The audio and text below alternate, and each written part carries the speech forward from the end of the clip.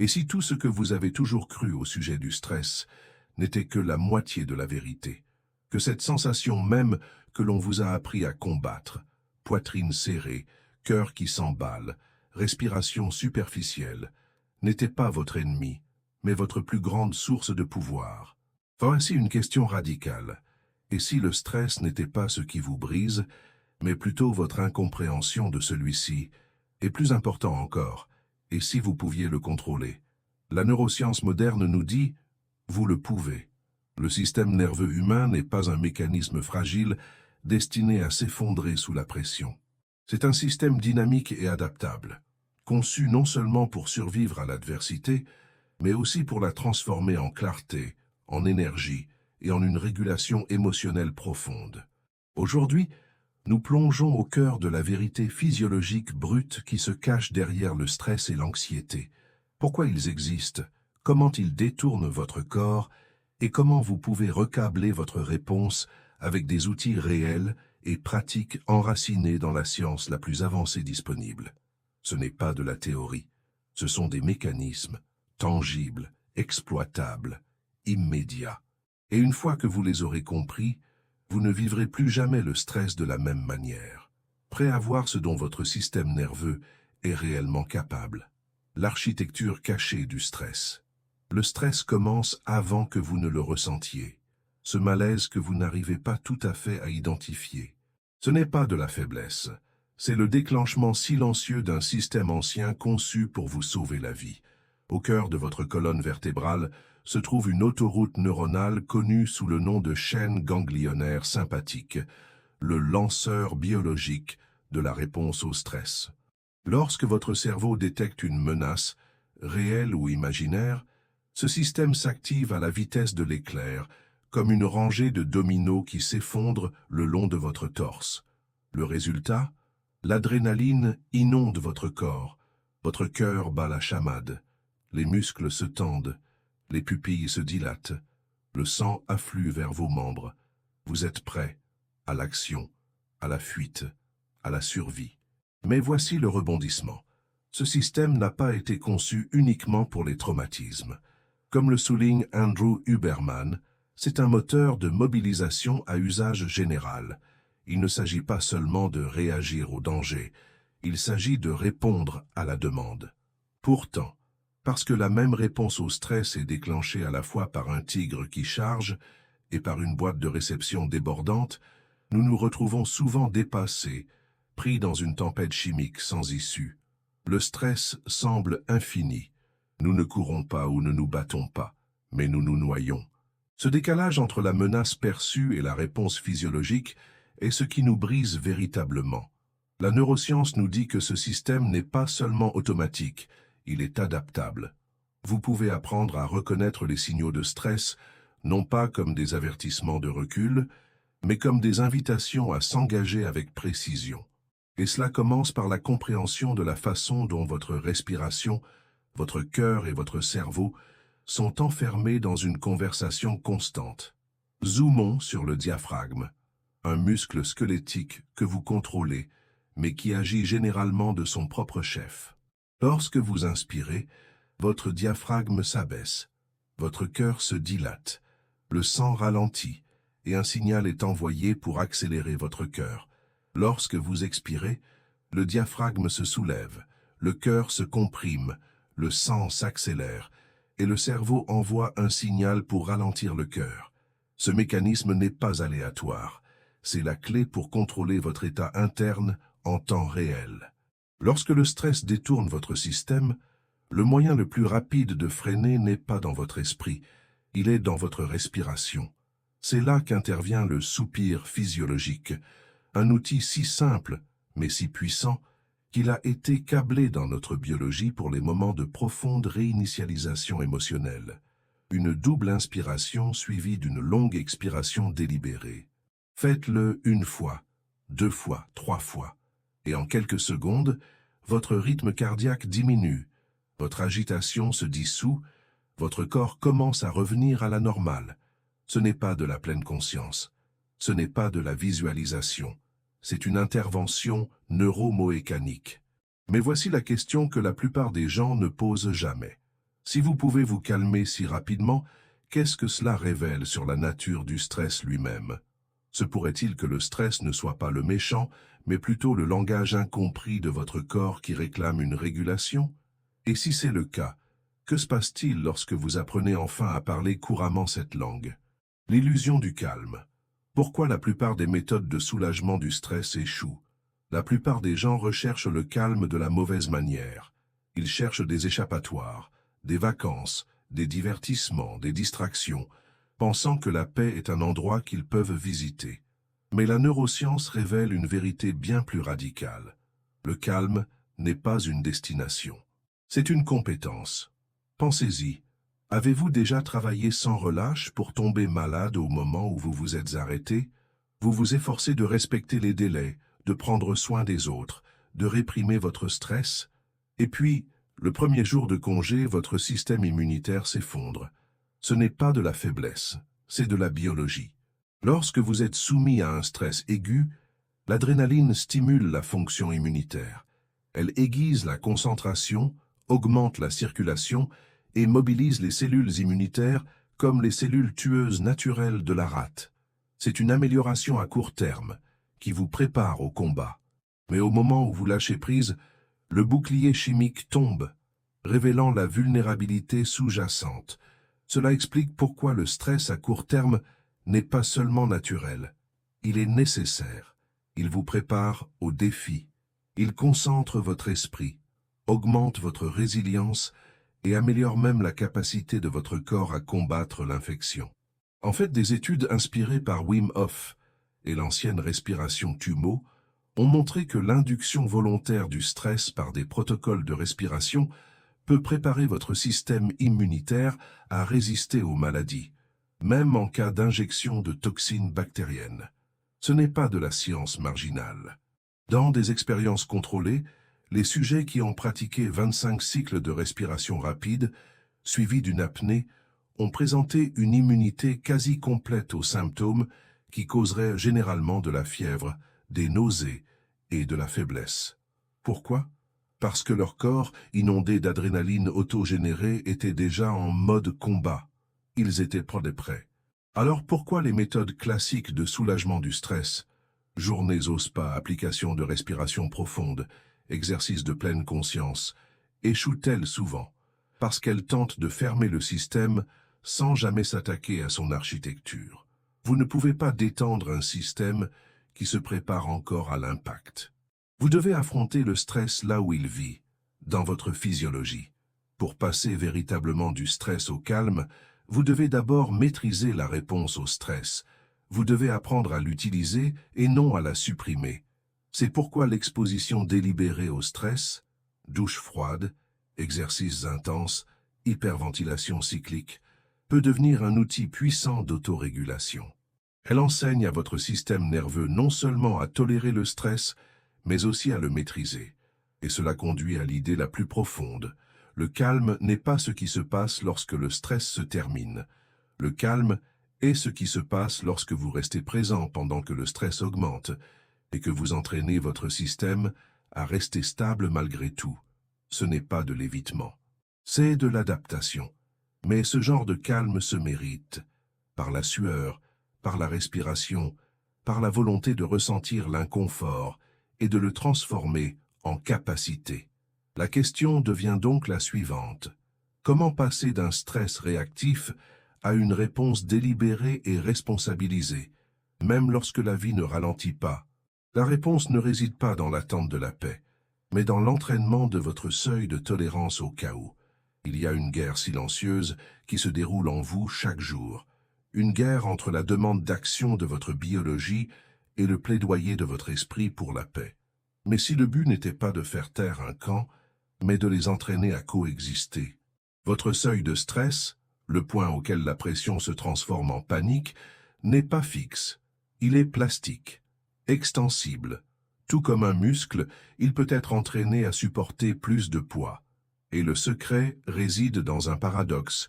Pour augmenter votre tolérance au stress, vous devez délibérément vous placer dans une situation de stress et y rester. Il ne s'agit pas de souffrir. Il s'agit d'une exposition contrôlée. Vous engagez le système nerveux sympathique par l'immersion dans le froid, l'entraînement de haute intensité ou même la respiration cyclique. Et ensuite, au lieu d'échapper à la tension, vous faites quelque chose de radical. Vous vous détendez. À ce moment-là, lorsque votre cœur bat la chamade, que vos poumons brûlent et que votre corps hurle pour se retirer, si vous pouvez élargir votre champ visuel, détendre votre mâchoire, abaisser vos épaules et passer à une vision panoramique, vous envoyez un signal puissant au cerveau. C'est difficile, mais je suis en sécurité. Huberman explique cela magnifiquement. En situation de stress, vos pupilles se contractent, votre regard se rétrécit. C'est une vision en tunnel, l'ancien signal du cerveau que le danger est proche. Mais lorsque vous dilatez consciemment votre regard, en élargissant votre champ de vision, vous supprimez les circuits du tronc cérébral responsable de l'hypervigilance. Vous passez de la panique à la présence. Avec le temps, cela change tout. Vous ne craignez plus l'activation, vous l'accueillez. Vous commencez à avoir confiance que votre système peut supporter plus de charges sans court-circuiter. Et à mesure que cette capacité augmente, votre performance sous pression augmente également, que ce soit dans le sport, la parentalité, le leadership, ou simplement la survie à une saison difficile de la vie. Voici où cela devient encore plus puissant. Cette capacité est transférable. Augmentez votre seuil de tolérance à la salle de sport et vous trouverez plus de sang-froid dans une dispute. Entraînez-vous à calmer votre respiration pendant l'exposition au froid et vous vous sentirez plus stable lors d'un entretien d'embauche ou d'une rupture. Ce n'est pas seulement une inoculation contre le stress, c'est une transformation du stress. Et la clé est la cohérence, pas l'intensité. Vous n'avez pas besoin de vous briser pour grandir. Une seule douche froide par semaine, une séance d'entraînement difficile, 5 minutes de travail respiratoire. Ce ne sont pas des astuces. Ce sont des répétitions neuronales, chacune enseignant à votre cerveau. C'est difficile, et je vais bien. Maintenant, demandez-vous, combien d'opportunités avez-vous manqué parce que vous pensiez que le stress était un avertissement? Combien de fois avez-vous abandonné, non pas parce que le moment était trop difficile, mais parce que votre système n'a jamais appris à le supporter? Il est temps de rééduquer le système, non pas pour éviter le stress, mais pour étendre ce que vous pouvez en faire. Si ce contenu vous parle, aimez la vidéo et abonnez-vous. Votre soutien contribue à apporter davantage d'idées qui élargissent l'esprit à cette chaîne. L'ennemi intérieur, le stress chronique et le coût du fait de rester allumé. Au début, le stress vous aiguise. Il prépare votre concentration, mobilise votre force, dynamise votre corps comme du carburéacteur. Mais que se passe-t-il lorsque le contact ne se coupe jamais? Le stress chronique est le tueur silencieux, non pas parce qu'il est bruyant, mais parce qu'il est constant. Lorsque votre système n'est jamais autorisé à revenir à la normale, lorsque l'adrénaline et le cortisol coulent dans votre sang comme un robinet qui fuit, vous ne vous sentez pas seulement fatigué. Vous commencez à vous défaire. Votre mémoire s'affaiblit, le sommeil disparaît, votre système immunitaire faiblit. Et le pire, vous le normalisez. Vous commencez à croire que vivre dans un état constant de pression, d'urgence et de vigilance, c'est simplement être motivé ou productif. Mais voici ce que dit la science. L'activation chronique de la réponse au stress, en particulier chez les personnalités de type A, conduit directement aux maladies cardiaques, à la suppression immunitaire et au déclin cognitif accéléré. Le système nerveux a été conçu pour des pics de stress, suivis d'une récupération. Il n'a jamais été conçu pour être allumé tout le temps. Alors, comment se réinitialiser? L'antidote le plus puissant contre le stress à long terme n'est pas plus de techniques de respiration ou de biohacking. Ce n'est pas une autre pile de suppléments ou un autre outil de productivité. C'est quelque chose de bien plus ancien et de bien plus humain. La connexion. La connexion sociale n'est pas un luxe, c'est une nécessité neurochimique. Lorsque vous voyez quelqu'un en qui vous avez confiance, que vous touchez quelqu'un que vous aimez, ou même que vous ressentez de la joie dans quelque chose que vous aimez, votre cerveau libère de la sérotonine. Et la sérotonine ne vous fait pas seulement vous sentir bien, Elle active des systèmes de réparation neuronale, de résilience immunitaire et de stabilité émotionnelle. Ce n'est pas métaphorique. La sérotonine améliore la fonction de votre système immunitaire, réduit l'inflammation et favorise le renforcement synaptique. Essentiellement, elle rend votre cerveau plus résilient et votre corps plus stable. Mais c'est là que la vie moderne nous trahit. Les SMS ne sont pas une connexion. Les notifications ne sont pas une présence. La plupart de nos interactions numériques imitent la structure de la connexion, mais elles manquent de chimie. Et sans cette chimie, le cerveau n'enregistre pas la sécurité. Il enregistre l'isolement. C'est pourquoi la solitude, même dans une pièce bondée, est l'une des formes de stress les plus toxiques. Il ne s'agit pas d'être seul, il s'agit de l'absence d'une présence de confiance. Alors que faites-vous? Investissez dans une personne, dans un animal de compagnie, dans un espace de plaisir. Il ne faut pas grand-chose. Une vraie conversation, un rire partagé, une promenade avec votre chien, un moment d'émerveillement devant un coucher de soleil. Mais faites-le régulièrement, pas pour la performance, pour la présence. Parce que le stress chronique n'est pas seulement un problème de santé, c'est un problème relationnel. Et le seul remède est de se rappeler que la guérison se produit non pas dans l'isolement, mais dans la connexion. Vous pensez toujours pouvoir surpasser votre système nerveux? Maîtrise neuroplastique. Entraînez votre système nerveux comme un athlète. Imaginez ceci. Votre système nerveux est une machine de haute performance, mais au lieu de l'entraîner comme un athlète, vous l'avez traîné dans la boue, jour après jour, année après année, sans stratégie, sans récupération, sans précision. La vérité? La plupart des gens font fonctionner leur système nerveux de manière réactive. Ils attendent que le stress s'abatte sur eux comme une vague, puis se démènent pour y faire face. Mais la neuroscience offre un changement radical. Vous pouvez entraîner votre système nerveux de manière préventive, de manière proactive, de manière stratégique. C'est la pointe de la maîtrise émotionnelle. Non pas se calmer après la tempête, mais conditionner son corps à naviguer dans la tempête sans être jeté. Voici comment cela fonctionne. Votre système nerveux fonctionne selon ce qu'on appelle un mécanisme de seuil. À de faibles niveaux d'activation, vous êtes calme. Puis quelque chose vous déclenche, un email, un commentaire, une date limite. Et soudain, vous dépassez le seuil, le cœur qui bat la chamade, les pensées qui s'emballent, la vision en tunnel qui s'installe. Mais si vous pouviez relever ce seuil, et si vous pouviez recabler votre réponse interne, de sorte que ce qui vous submergeait autrefois vous semble maintenant gérable, c'est la promesse de la neuroplasticité, la capacité du cerveau à recabler ses réponses en fonction de l'expérience. Et le moyen le plus puissant d'y parvenir, exposition volontaire au stress, plus récupération contrôlée. Prenez l'exposition au froid, par exemple. Pas pour la dureté, pour le recablage. Vous entrez dans la glace, vous sentez la secousse d'adrénaline, et puis vous respirez. Vous dites à votre cerveau, c'est inconfortable, mais j'ai le contrôle. Avec le temps, cela change le comportement par défaut. La prochaine fois que le stress frappera, votre système ne s'emballera pas. Il se stabilise. Ou prenez l'entraînement de haute intensité.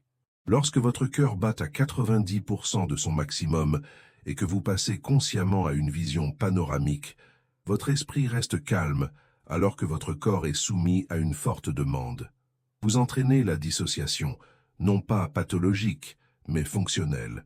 Un esprit calme dans un corps activé. Les athlètes d'élite, les soldats et les personnes très performantes vivent ici. Vous le pouvez aussi. Et puis il y a le micro-entraînement. Les répétitions quotidiennes, la retenue de la respiration après une expiration, la longue expiration dans la circulation, la douce dilatation de votre champ visuel lors d'une conversation animée. Ce ne sont pas des outils, ce sont des exercices neurologiques, chacun renforçant le calme sous le feu. Voici l'élément le plus puissant. Chaque fois que vous choisissez la présence plutôt que la panique, vous modifiez le réglage par défaut de votre cerveau. Vous recablez l'amygdale, vous recalibrez votre tonus vagal. Vous apprenez à votre système que le stress n'est pas une menace, mais un signal. Avec le temps, L'effet cumulatif est une transformation. Vous devenez la personne qui ne se contente pas de survivre au stress. Vous le traversez avec clarté, force et maîtrise. Demandez-vous à quoi ressemblerait votre vie si le stress ne dictait plus vos décisions, si votre système nerveux réagissait avec précision et non avec panique. Ce n'est pas un fantasme, c'est de la physiologie et c'est entraînable. La maîtrise émotionnelle n'est pas la suppression, c'est la précision. La plupart des gens comprennent mal la maîtrise émotionnelle. Ils pensent que cela signifie se fermer, s'engourdir ou repousser les sentiments. Mais les neurosciences offrent une vérité plus précise et plus libératrice. La maîtrise n'est pas la suppression, c'est la direction. Vos émotions ne sont pas des tempêtes aléatoires. Ce sont des résultats structurés d'un système finement réglé. Au fond, les émotions sont la façon dont votre état interne répond aux exigences externes. Le stress, l'anxiété, l'excitation, ce sont tous des signaux. Et une fois que vous comprenez le système qui génère ces signaux, vous pouvez le guider. C'est là que nous bouclons la boucle. L'émotion se situe à l'intersection du cerveau et du corps. Vos intestins, votre cœur, vos poumons. Chacun envoie des mises à jour en temps réel à votre cerveau sur votre niveau de sécurité, d'énergie ou de menace. Et à son tour, votre cerveau façonne l'émotion en fonction de ces signaux. C'est une boucle de rétroaction.